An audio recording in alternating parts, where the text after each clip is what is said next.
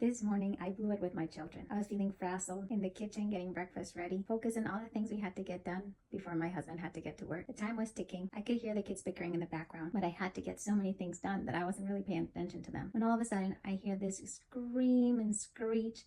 I turn around and I felt as if a tornado had just hit the ground in our neighborhood, and I started screaming as if I was in that scenario. I ran towards them and yelled as loud as I could possibly scream, and I told them they each needed to go to a different part of the house until breakfast was ready. The moment they walked out in panic, I closed my eyes and guilt just came to my heart. I knew I had messed up. I knew this is the mom that I'm trying so hard not to be for them and my family. But then I also knew, as grace landed, that this is not the mom I have to be, and that I had a choice. I could repair and I could do it over. So I went back into the kitchen and I started placing their plates on the table, making everything look beautiful, just like I like it to look. And then I went downstairs where my son was and I said to him, I am so sorry I yelled that loud. That is not how I want to be. I was feeling so frazzled and I couldn't control myself when I heard that scream. Would you forgive me? So he came closer and I said, can I give you a hug? He nodded and he hugged me. I said, I am going to practice doing this better. I mentioned how he and his sister were not treating each other very kindly, and I thought they needed to make it right. He looked at me for ideas and I said, how about as you're eating your breakfast, you tell your sister 5 things that you really like about her. He looked at me with a smile and walked towards the breakfast table. Then I go upstairs where my daughter was. I came into the room and I said, I am so sorry for having shouted and yelled at you. That must have been so scary. That is not the way that I want to respond. To those words, she immediately ran to me and hugged me and said,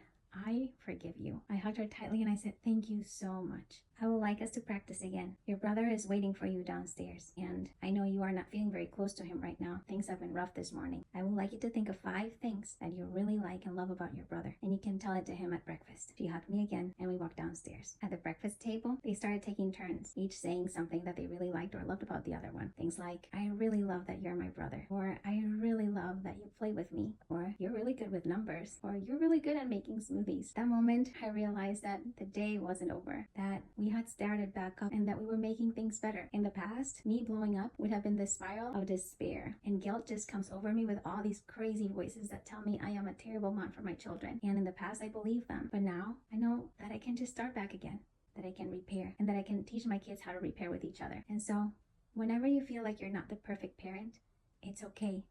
Perfect parents make mistakes, and then they repair, and then they do over, and then they practice the right way, so that as they model to their children, they feel good about themselves, because there is something really beautiful and powerful about forgiveness and being vulnerable when we make our mistakes. You are a great parent, striving to do your best. So if you feel down, just remember, God is with you and you can try again.